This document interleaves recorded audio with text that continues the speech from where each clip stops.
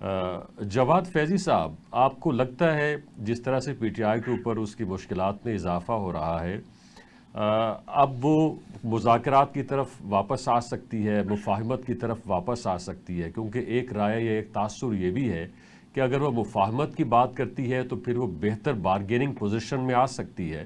تو اس طرح سے لڑائی جو ہے اس سے تو کچھ حاصل ہونے والا نہیں ہے، اور پھر ایک سے ایک مقدمہ جو ہے وہ ان کے اوپر بنتا جا رہا ہے۔ تو کیا لگتا ہے کہ اب وہ تھوڑا اس حوالے سے سوچ بچار کریں گے کہ یار تھوڑی سی مفاہمت اور تھوڑا ہاتھ تھولا رکھا جائے؟ دیکھیے، آپ نے بھی یہ کہا کہ ان کی مشکلات بڑھ رہی ہیں۔ کس حکیم نے کہا تھا اپنی مشکلات بڑھائیں؟ کس ڈاکٹر نے کہا تھا کہ آپ جو ہے وہ جنا ہاؤس جلائیں، آپ مختلف شہروں میں آگ لگائیں، شہداء کی توہین کریں، تضحیک کریں، پھر ایسا بیانیہ بنائیں، اور پھر آپ جو ہمارے ادارے ہیں ان کے حوالے سے ہرزہ سرائی کریں، گفتگو کریں بیرون ملک اندرون ملک، اور ایسی ایسی چیزیں کریں جس سے پوری دنیا کو موقع ملے کہ پاکستان کے اداروں کے حوالے سے، پاکستان کے حوالے سے، پاکستان بحیثیت ریاست کے حوالے سے وہ ہرزہ سرائیاں بھی کریں، شجرے بھی لگائیں، بریکنگ نیوز بھی دیں، آرٹیکلز بھی لکھیں۔ اور آپ نے دیکھا ہے کہ ورلڈ اکنامک فورم کی جو آج رپورٹ آئی ہے ایک دن پہلے، اس میں یہ فیک نیوز اور ایسا بیانیہ جس سے سماجی، جس سے سیاسی، جس سے لسانی، جس سے فرقہ وارانہ انداز میں پاکستان بھی اس لسٹ میں شامل ہو گیا جو متاثرہ ملک ہے۔ لہذا یہ مشکلات تو میرا خیال ہے ان کی تو آئی ہی نہیں ہے۔ دیسی جو ہے وہ مرغا کھا رہے ہیں، شوربہ پی رہے ہیں، سائیکلیں چلا رہے ہیں، ماحول بنا ہوا ہے سکون سے۔ اور جب ملاقاتیں، ہر بندے کو تو ایسی اجازت نہیں ہے میل ملاقاتوں کی، میٹنگز کی، گفتگو کی۔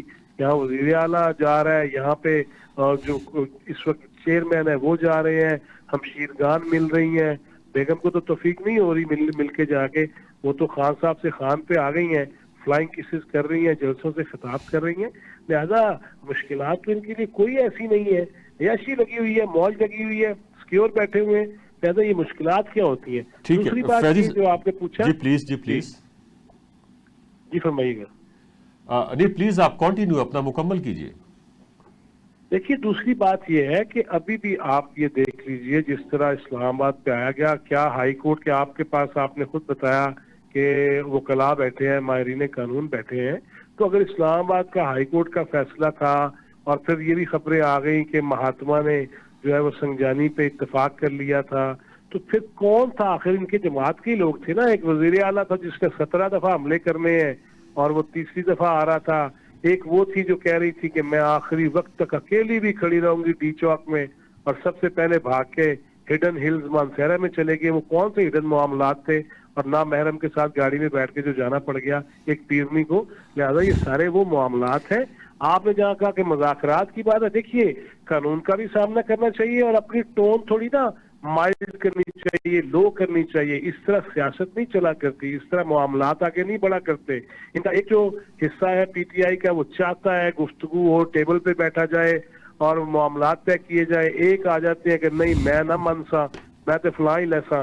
لہذا یہ کوئی وتیرہ بھی نہیں ہے اہل سیاست کا، اور جس قدر نقصان پہنچا دیا گیا ہے اس ملک کو، قوم کے بچوں کے مزاج کو بگاڑ دیا گیا، تو تڑاک پہ چلے گئے، بغیر تحقیق کے، بغیر کسی تصدیق کے الزام لگائے گئے۔